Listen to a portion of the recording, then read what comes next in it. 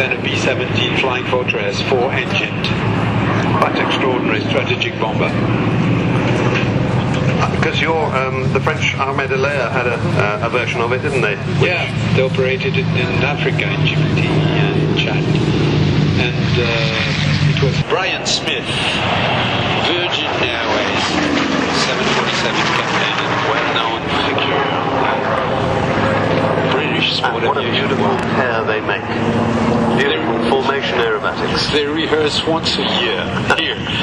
They do go along very, very well. Yes. The Corsair is a big brute of an airplane. It falls down from the sky like an ocean liner in free fall. A ton of bricks if you want. In free fall. Well, they did describe it as a flying destroyer able to dive through a hail of machine gun bullets and sink an enemy cruiser with either a torpedo or bombs. But strangely, it's not that hostile to fly it. It's a very comfortable aircraft. In fact, it was the first and probably only long-range single-seat fighter equipped with an ashtray. Because they were flying such long missions. At the time, they didn't know smoking was very dangerous. So they went to war smoking. Well, why not? Cigars, probably. Yeah. I don't suppose the Royal Navy version had an ashtray. So the Royal Navy version is the one with the yellow nose. It's actually in the colours of 1850 Naval Air Squadron, embarked in HMS Vengeance of the British Pacific Fleet, December 1945. And the other Corsair has the US Navy VF-192 squadron markings. You can see that Eric is flying. He wants to keep Brian in the corner of his eyes, so he stops a little bit on the rudder and angles the fuselage of his.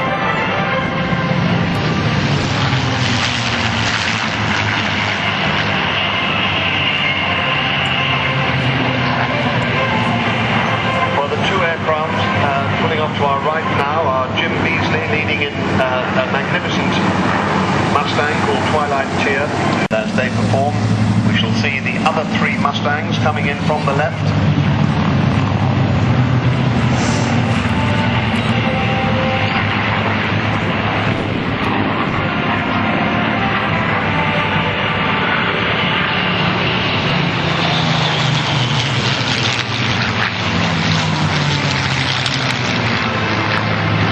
The other three Mustangs, belonging to the old flying machine company, Ferocious Frankie, the one with the yellow nose and spinner.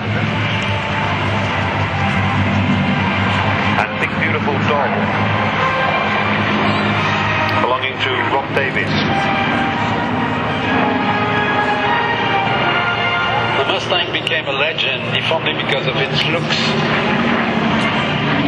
It's even been an icon of modern art, being designed and photographed and considered as a Mondrian example of pure design. And it inspired even Detroit cars for decades.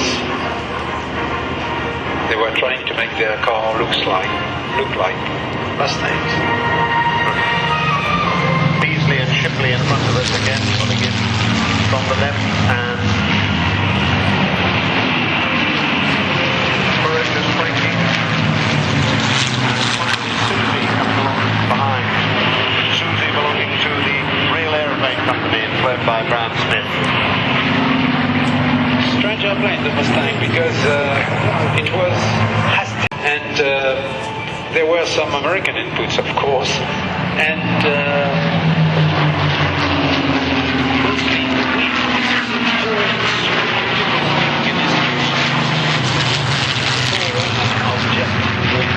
It's a wing which is made for high speed and long range, and the result was that suddenly the American forces and the Allied forces were able to fly from England to Berlin and back, and fight from Germany without being shot at you. And of course they were able to take over escort duties from Spitfires and Hurricanes, which could probably... There you were a pilot embarking on a 8 hours long mission two-seater. Ferocious Frankie and Big Beautiful Doll with the flickering spinner. Black and white in half. Cadillac of this guy was one of the nicknames of this aircraft. And finally Susie with the red nose and red spinner and the prancing horse emblem on the sail.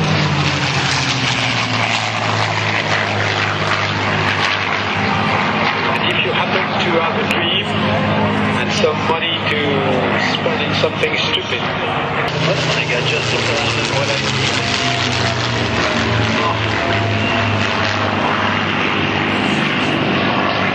The sound. Yeah. Maintained. Oh, and here comes the yak, so we should stop talking about the Mustangs now because there's Mark Matisse. Mark Matisse and the Yak. The Yak, in fact, was a Russian equivalent of the Mustang. It was not for range, yes, but it was designed to be a superiority aircraft, and this aircraft with the red stars on the fuselage and wings is here to remember us that, of course, there was a front far to the east, and among the pilots who flew there, the Yak 3, their Yak 3 is flown by Mark Matisse. He's a Frenchman from Strasbourg, an airline pilot, MD-11 captain, and a very good aerobatic pilot, competition aerobatic pilot. And Mark brought the Yak to pay tribute to the most famous French squadron, Free French Squadron of World War II. It's a very small aircraft, and you can look at the tiny wings. They are too small to be real wings. 30-foot wingspan, tiny. Yeah, they're fins on each side of the fuselage, and so it gives the aircraft at low altitude. It has a very good maneuverability, and it has a stupendous roll rate, which is good in combat. But above all, it's a very lightweight aircraft, very agile, and which somehow is not something you readily expect from the Russians. A lightweight aircraft that's very agile. It just shows the Russian aviation industry has been fantastic over all the years that we've been, the century that we've been in aviation, and they're still producing wonderful airplanes, even though they don't have much money. Sure, and the incredible thing when you start working on a Yak is that you discover that they are made with mostly common sense, and instead of putting technology to the forefront of aircraft design, they want the aircraft to be used. And so they are very simple to operate, very simple to maintain, and at the same time they have to be delightful to fly. And I can tell you that a Yak, whether it is a Yak 11 two-seater, which is the same airframe by the way than this one, definitely.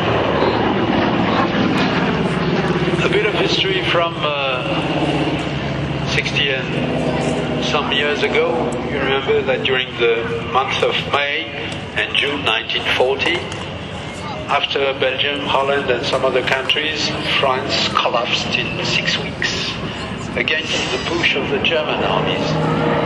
But during these 6 weeks, if the battle was lost on the ground, in the air, the French Air Force pilot put no less 900 aircraft. And the French aerobatic ace, Michel Detroyat, who had won the famous air races in America,